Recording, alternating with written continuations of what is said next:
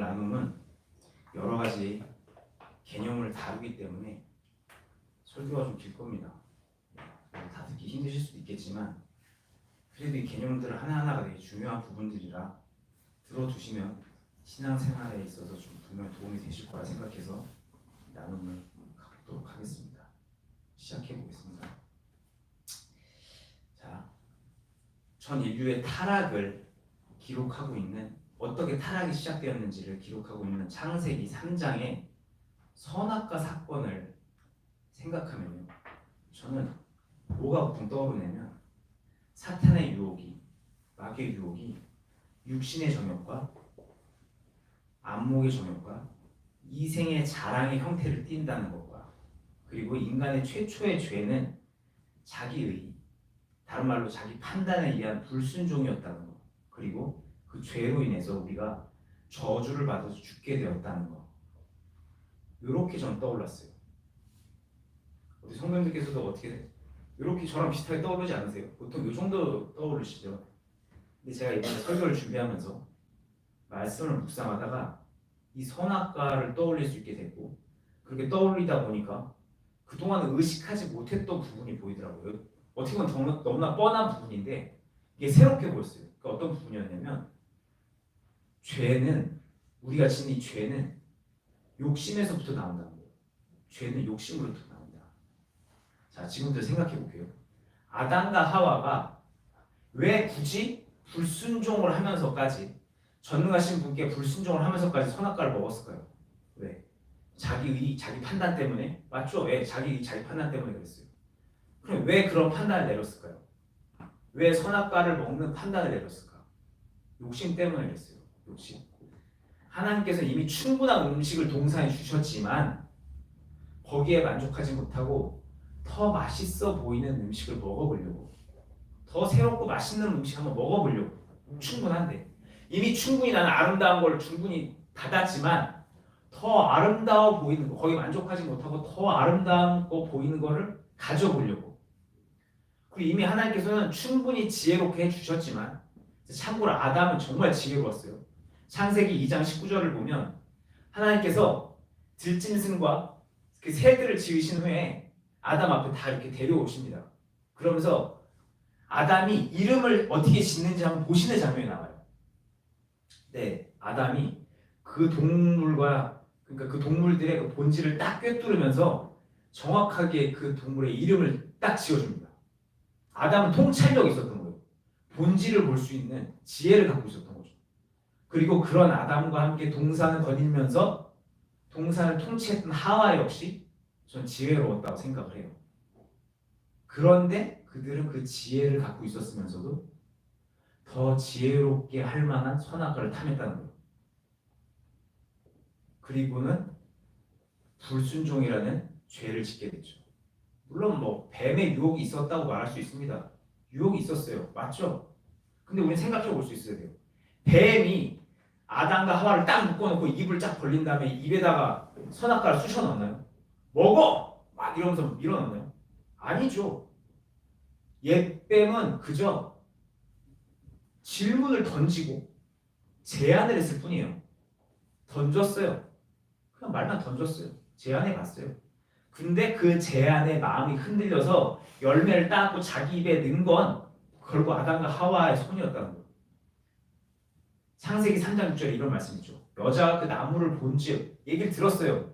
뱀 얘기를 들어보니까 나무를 봤어. 그러고 나서 그러니까 먹음직도 하고 보암직도 하고 지혜롭게 할 만큼 탐스럽기도 한 나무인지라 여자가 그 열매를 따서 먹고 자기와 함께 있는 남편에게도 주매 그도 먹은지라. 그들은요, 그렇게 욕심으로 인해서 금단의 열매를 따먹는 불순종을 행했고 그 결과로 하나님과 단절돼서 죽게 되었죠. 죽게 됐어요. 자, 그리고 오늘 본문 말씀인 신약성경 야고보서 1장 15절 말씀 이렇게 말씀합니다. 야고보서 1장 15절이에요. 야고보서 1장 15절. 야고보서 1장 15절. 다 찾으시, 야고보서 1장 15절.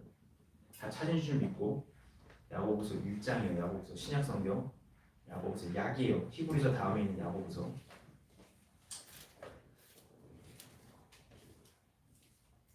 1장 15절 말씀. 다 찬슈 믿고 함께 읽겠습니다. 시작. 욕심이 잉태한 즉 죄를 낳고 죄가 장성한 즉 사망을 낳느니라. 자, 선악과 사건을 떠올려 보시니까, 방금 들어보시고 떠올려 보시니까 이 야고보서 말씀이 더 확 닿지 않으시나요? 욕심이 잉태한 즉 죄를 낳고 죄가 장성한 즉 결국 사망에 이르렀다는 거예요. 그러면 신약의 말씀이 왜 구약의 맨 처음에 기록된 창세기 3장 말씀으로 인해서 더욱더 확 닿게 될까요? 왜? 그건 아마 이 야고보서 1장 15절 말씀이 성경 전체를 관통하는 욕심과 죄 그리고 사망에 대한 영적 원리를 담고 있기 때문에 그래요.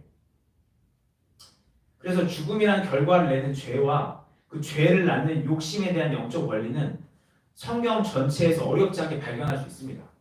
예, 왜? 성경 전체를 관통하고 있으니까.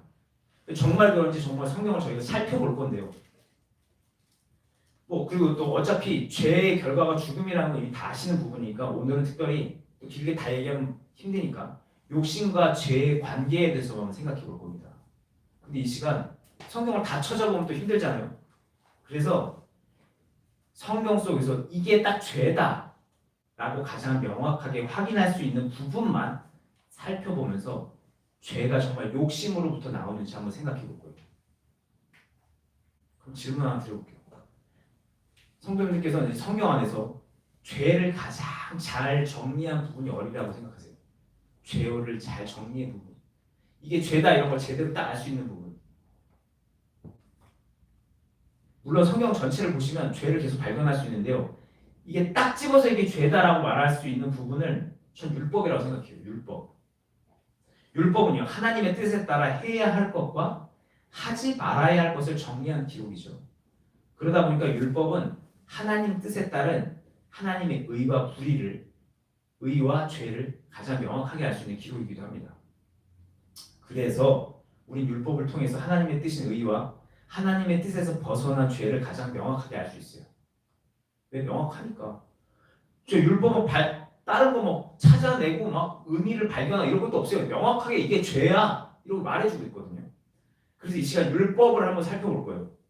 그런데 613가지 율법을 다 살펴보면 또 오래 걸리잖아요. 그래서 이 율법의 축약이라고 할 수 있는 10계명만 살펴볼 겁니다. 딱 10가지 계명만 살펴볼 거예요. 그러면서 정말 죄가 욕심으로부터 나오는지 한번 살펴보겠습니다.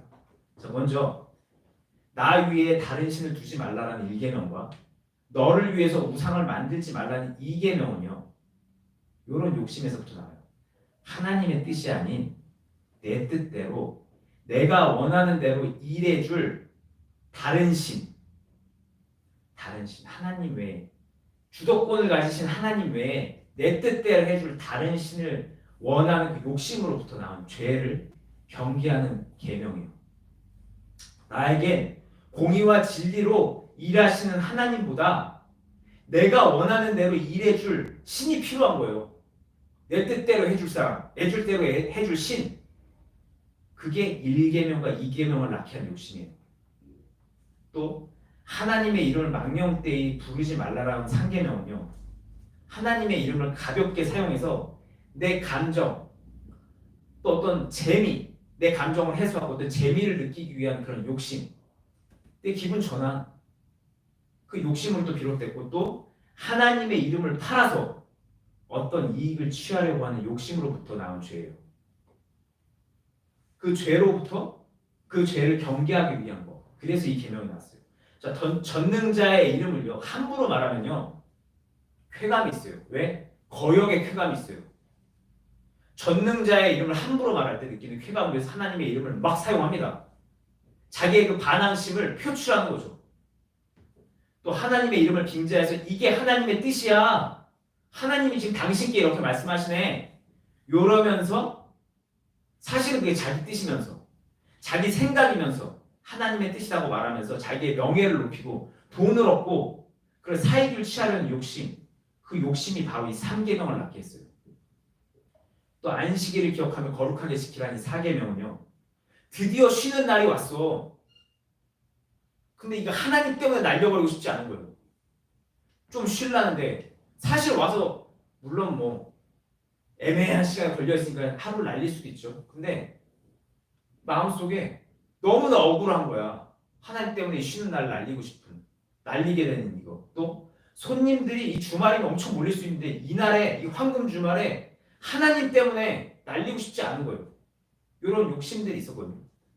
그래서 성경에 보면 주말에 그 안식일에 그 거두지 말라 했어요. 맞나? 근데 걷어요. 좀 더 걷어보려고. 근데 그게 다 썩어버리거든요. 욕심이 있는 거예요. 좀 더 하고 싶은 욕심. 그 욕심으로 인한 나온 죄, 그 죄를 경계하려고 이 4계명이 만들어졌고요. 또 부모님을 공경하라는 이 5계명은요. 내 생각과 맞지 않는 부모님의 뜻을 거역하고 싶은 욕심, 내 뜻대로 하고 싶은 욕심. 근데 부모님은 이렇게 하지 말래. 그게 너무 거역하고 싶은 거예요. 그 욕심. 또 부모님을 섬겨. 그러면 나는 시간과 노력이 들겠지. 근데 그건 나의 에너지, 시간을 손해보고 싶지 않은 거야. 이 욕심 때문에 나온 계명이고요. 살인하지 말라는 6계명은 누굴 너무 미워하고 증오해. 근데 그걸 풀고 싶어. 그래서 죽입니다. 죽이고 싶은 욕심 때문에 나온 거예요. 또 간음하지 말라는 7계명은요. 음란의 욕구를 채우고 싶어. 그 욕심에서 나왔고, 또 도둑질하지 말라는 8계명은 대가를 지불하지 않고 그걸 갖고 싶어. 그 욕심 때문에 나왔고, 내 이웃에 대해서 거짓 증언하지 말라는 욕심은요. 9계명은요. 누군가 내 거짓 증언을 해서 나에게 떨어질 어떤 이익을 위해서 그 욕심 때문에 나온 계명이기도 해요. 그리고 마지막으로 10계명, 10번째 계명, 내 이웃의 집을 탐내지 말라는 계명은요. 이게 얼핏 보면요. 좀 도둑질하지 말라. 이 8계명과 비슷하다고 생각이 들기도 하거든요. 근데 이게 조금 다릅니다. 이 10계명 되게 중요해요. 10번째 계명. 이게 왜 그러냐면 이 10번째 계명은요. 도둑질이라는 행동 이전에 갖게 되는 그 탐심 자체를 갖지 말라는 명령이에요.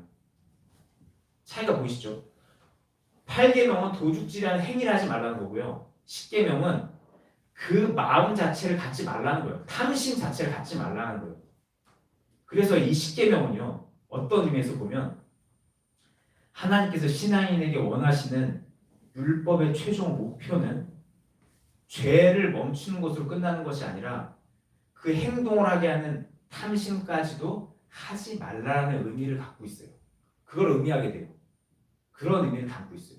그래서 복음서에 자 그러면 신구에 연결되는 게 보이실 거예요. 복음서에 예수님의 말씀 행동하지 않는 것뿐만 아니라 마음도 먹지 마라. 가늠하지 않는 것뿐만 아니라 그런 마음도 먹지 마. 형제를 죽이는 것뿐만 아니라 미운 마음도 갖지 마. 이 말씀과 자연스럽게 연관되는 거 우리는 발견할 수 있어요. 우리는 이미 이 마지막 계명을 통해 구약에서도 계속 진심을 진심이 요구되고 있었어요. 구약은 행동을 요구하고 신약은 진심을 요구한다? 아니요. 신구약은 항상 진심을 요구하고 있었어요. 어쨌든 이렇게 율법에 기록된 모든 죄된 행동은 욕심에서 비롯되었습니다. 그러면요. 우리 이 사실을 발견하고 나면 이제 죄에 안 짓는 좀 실천적인 방법을 하나 발견할 수 있어요. 그게 뭐냐? 자, 우리 그동안요. 죄를 안 짓기 위해서 죄 자체만 바라봤어요. 죄 자체만 집중해서 봐왔어요. 그래서 죄 안 짓는 요 행동 안 하려고 요 행동 안 하려고 그랬단 말이에요. 그런데 이제 시선을 조금 바꿔서 이 죄가 욕심에 의해서 왔다는 걸 알게 됐으니까 이제 우리는 이 욕심의 눈을 돌릴 수 있어야 돼요. 자, 그럼 어떻게 우리 죄를 대적해야 될까요? 바로 아시겠죠? 욕심을 이기면 된다는 거예요. 이 죄의 원인이 된 욕심을 해결하면 된다는 거예요. 자, 그럼 우리는 어떻게 욕심을 이길까요? 어떤 목사님들은 이렇게 설교를 하세요. 욕심을 이기는 방법은 자족뿐이다. 그러니까 자족해라. 삶에 만족해라. 또 어떤 분들은 욕심을 이길 방법은 감사뿐이다. 삶에 감사해라. 감사 안 해도 감사해라. 이런 권면을 하십니다. 예, 맞아요. 욕심을 이길 방법은 자족과 감사뿐이죠. 그런데요. 솔직히 저는 안 되더라고요. 솔직히 되시나요? 자족이 그냥 되세요? 감사가 그냥 나오시던가요? 전 진짜 안 되더라고요.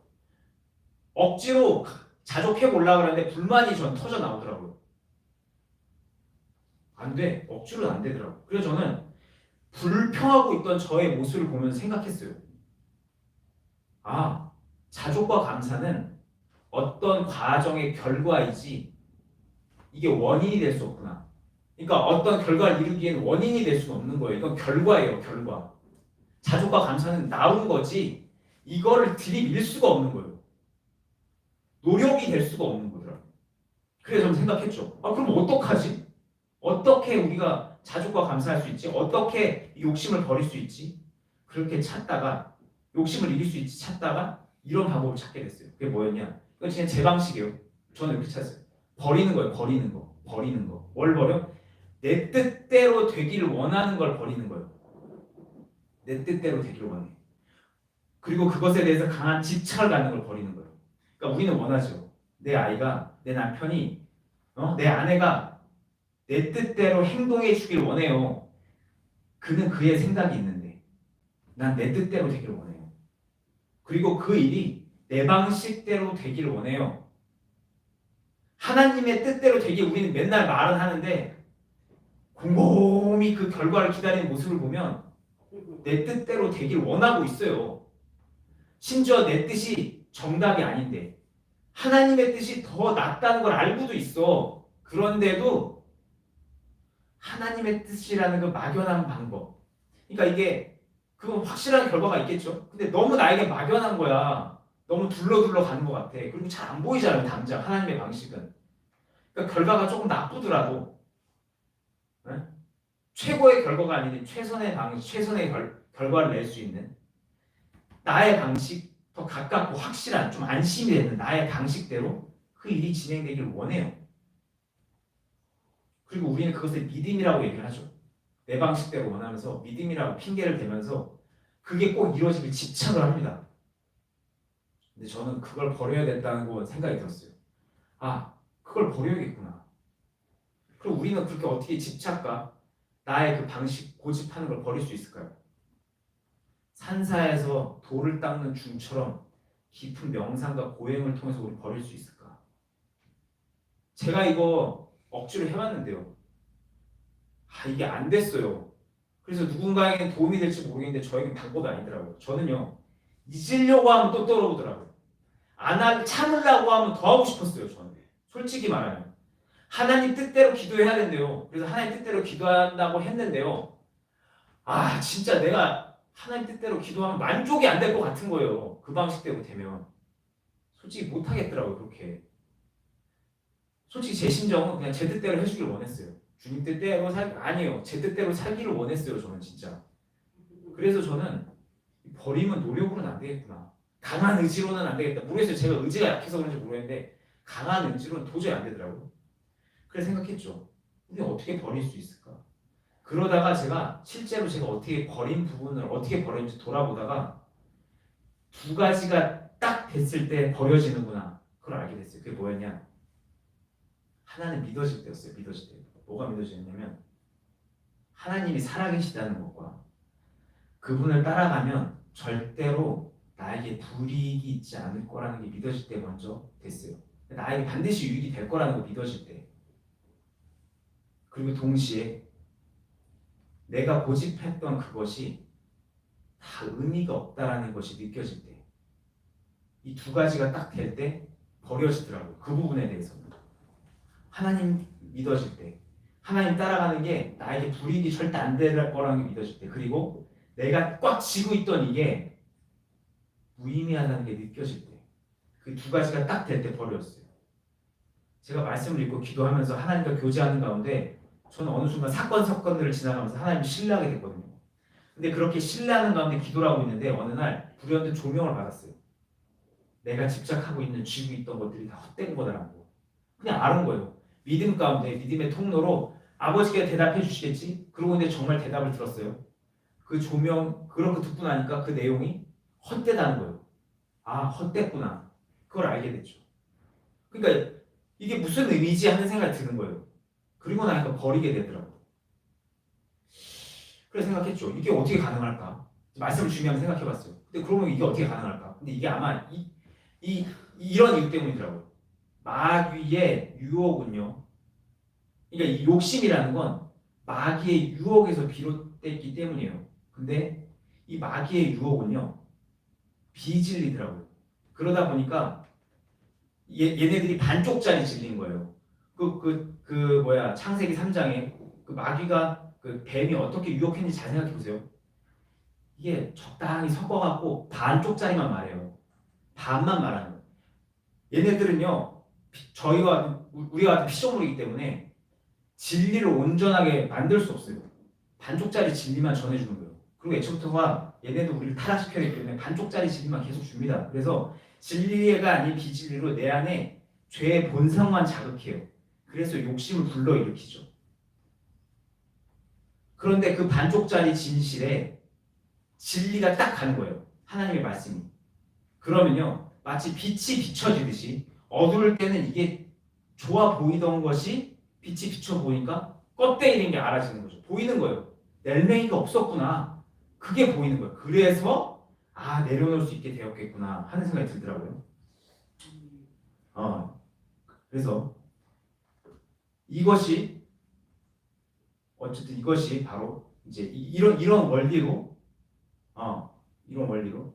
이런 원리로 저희가 이렇게 조명을 받고 진실을 알게 되고 내려놓을 수 있게 돼요. 그리고 그렇게 조명을 받은 진리로 믿음이라 말하며 고집했던 것을 버리게 되면요. 그러면 버리게 되면 그 빈 공간에는 뭔가 생겨요. 뭐가 생기냐면 소망이 생겨요. 소망. 그리고 이것이 바로 우리가 진짜 붙잡고 가야 될 믿음의 대상이에요. 이건 붙잡는 거예요. 욕심을 붙잡는 게 아니라 소망을 붙잡는 거죠. 성경에 이런 기록이 있어요. 오늘 두 번째 본문인데요. 마태복음 19장 27절에서 28절 말씀이에요. 마태복음 19장 27절에서 28절 말씀. 신약 성경 처음에 이제 마태복음 19장이에요. 마태복음 19장 27절에서 28절 말씀. 이건요 두 절이니까 교독할게요. 제가 먼저 읽겠습니다. 27절. 이에 베드로가 대답하여 이르되 보소서 우리가 모든 것을 버리고 주를 따라 싸운데 그런즉 우리가 무엇을 얻으리까? 28절. 세상이 쓰는 꼴대로 의자가 자라 정방에 보좌에 앉아야 하리로되 나를 따르는 보좌에 보좌 이스라엘 이스라엘 나를 심판하리라. 자 28절 한번 읽으셨죠? 예수님의 제자들이 어떻게 듣기만 해도 벅찬 28절의 소망을 소유할 수 있을까요? 소유할 수 있었을까요? 왜? 자신의 것을 버렸기 때문에, 버리고 예수님을 따랐기 때문에 예수님으로부터 새로운 세상에 대한 메시지를 받으면서 새로운 소망을 받으면서 예수님과 함께하는 그 새 시대에 대한 소망을 품을 수 있었어요. 버렸기 때문에, 버리고 따랐기 때문에 새로운 시대에 대한 소망을 품을 수 있었죠. 버림으로 소망을 얻는 이 영적 원리가 이 마태복음 19장에 기록된 게 보이시죠? 자, 근데 참고로 소망이 진짜 믿고 붙잡을 대상이라는 이 저의 표현과 아까 믿음이라고 말하는 욕심에 대해서 들으시고 혹시라도 욕심과 소망이 모두 원하는 건데 욕심과 소망은 솔직히 원하는 거잖아요, 둘 다. 그런데 뭔 차이가 있어서 저렇게 말을 하지? 라는 의문이 드실까봐 제가 여기까지 생각을 했어요. 그래서 혹시 이런 의문이 드실까봐 욕심과 소망이 어떻게 다른지 한번 설명을 드려볼게요. 욕심과 소망에 사전적 정의들이 있겠죠. 근데 저에게 닿은 욕심과 소망은요, 일단 둘 다 원하는 것이지만 욕심은 내 뜻이 먼저예요. 내가 먼저, 내가 우선이에요. 소망은 하나님의 뜻이 우선인 거예요. 차이가 느껴지시죠? 저에게 조명된 욕심은 그 원함이 나에게 포커스가 맞춰져 있어요. 나로부터 시작돼요. 내가 기준이에요. 나의 유익과 나의 뜻이 이루어지기를 원하는 게 욕심이에요. 그래서 그게 아무리 믿음이라고 말하고 소망이라고 말을 해도 그 원함의 본질이 나라면, 나로부터 나왔다면 그건 욕심이에요. 하지만 소망은 하나님의 뜻이 먼저죠. 그게 성취되면 분명 나에게 유익이 있어요. 나 그거 알고 있어. 근데 그런 걸 다 떠나서 일단 이 일이 성취되기를 원하는 게 내 뜻이 먼저, 나의 유익이 먼저가 아니라 하나님의 계획이 먼저예요. 하나님의 계획에 중점을 둬요. 그러면 그게 소망이에요. 심지어 그게 결국은 이 땅에 살고 있는 나에게 유익이 하나도 안 돼. 하나님의 뜻대로 하면요, 내 인생은 다 갈아져 버려. 알고 있어. 그럼에도 불구하고 하나님의 뜻을 따라가는 거예요. 그게 소망이에요. 근데 솔직히 이건 이제 얘기 안 했는데 그렇게 소망을 따라가잖아요. 손해 안 봐요, 절대. 왜? 장기적으로 보면 하나님의 계획은 선하게 마무리가 되기 때문에 손해 안 봅니다. 근데 지금 내가 봤을 땐 손해인 것처럼 보이죠. 또 어쨌든 하나님을 중심으로 보는 그 원함, 그게 바로 소망이에요. 뭐 이게 정답이라고 할 수 없지만 어쨌든 저에게 그렇게 닿았어요. 어쨌든 일단 이렇게 부가 설명 여기까지 하고 이렇게 저의 집착을 또 제 방식을 버렸을 때 욕심이 아닌 새로운 소망을 전 소유할 수 있게 됐어요. 그리고 이렇게 새로운 소망을 소유하게 될 때 우리 목사님께서 단위에서 말씀하신 자족과 감사를 할 수 있게 돼요. 이 소망을 소유할 수 있게 될 때. 이게 왜냐하면 소망에는 하나님의 뜻이 담겨 있거든요. 하나님의 뜻이. 하나님의 뜻은요. 그 자체만으로도 충만함을 갖게 돼요. 왜냐하면 하나님의 말씀은요. 하나님의 뜻은요. 창조성이 있거든요. 그러니까 그 자체만으로도 충만함을 갖게 돼요. 기도 중에 하나님의 뜻을 알게 됐을 때 느껴지는 그 충만함 경험해 보신 분은 아실 거예요. 그리고 그 소망은 그 충만함을 믿음으로 계속 붙잡을 수 있게 해줘요. 그리고 그렇게 충만함에 만족을 느끼다 보면 감사할 수 있어요. 감사가 그냥 안 나오고요. 충만해지면 감사가 그냥 나와요. 만사가 감사해지는 거예요. 보이는 거예요. 눈이 바뀌는 거거든요. 이것이 하나님 안에서 원함인 소망이에요. 또 소망은요. 욕심과 다르게 반드시 성취가 있어요. 끝까지 놓치지 않고 붙잡으면 반드시 이루어집니다. 그래서 우리는 그 소망의 성취를 경험하면서 또 그 경험한 걸 보고 앞으로 이루어질 것을 바라보면서 기대 속에서 우리는 현재를 만족할 수 있어요. 될 거니까 지금 이래도 만족해 하면 살 수 있어요. 그리고 보여요. 일하시면 보여요. 그러니까 만족할 수 있는 거예요. 왜 고난이 감사라고 합니까? 그리스도인들이 왜 고난이 감사라고 하나요? 그것이 하나님의 일하시는 게 보이니까 그 끝에 열매가 보이니까 감사할 수 있는 거예요. 그리고 그렇게 내려놓을 때 우리 욕심 대신 소망을 소유할 수 있게 되고 그래서 소망을 소유하게 되면 아까 아침에 찬양했죠. 데살로니가전서 5장 16절에서 18절 말씀처럼 우린 기뻐하고 쉬지 않고 기도하고 범사에 자족하면서 감사할 수 있어요. 왜냐? 내 안에 욕심이 아닌 하나님의 뜻에 따른 거룩한 소망이 차 있다 이거예요. 그러면 기뻐하게 돼요. 왜? 소망과 함께 내 안에 자리하고 계신 하나님의 뜻 때문에 우리 충만하고 또 기대감 때문에 설레고 그래서 기쁘게 돼요. 이 경험해 보신 분들 아실 거예요. 또 나는 기도하게 되죠. 왜? 그 기쁨을 놓치지 않기 위해서 그 설렘을, 그 기대감을, 그 끈을 놓치지 않기 위해서 나는 기도하게 돼요. 시키지 않아도 하게 돼요. 하나님 찾게 돼요. 로마서 15장 13절에 바울 사도는 이런 고백을 합니다. 소망의 하나님이 모든 기쁨과 평강을 믿음 안에서 너에게 충만케 하사 성령의 능력으로 소망이 넘치게 하길 원하노라. 아멘. 소망 가운데 느껴지는 그 충만함과 기쁨을 계속 누리기 위해서 난 더 기도한다는 거예요. 그리고 또 난 범사에 자족하며 감사할 수 있게 돼요. 왜? 눈이 열려 하나님의 자녀를 세세하게 챙기시는 하나님의 일하심을 보니까 또 지금 당장 힘들어도 하나님의 계획하심을 보니까 납득이 돼. 이해가 돼. 그리고 이미 이루신 것들을 보니까 앞으로 있을 것도 보여. 자족하고 범사에 감사하게 되죠. 그러면 데살로니가 5장의 말씀처럼 살 수 있게 되는 거예요. 소망 가운데.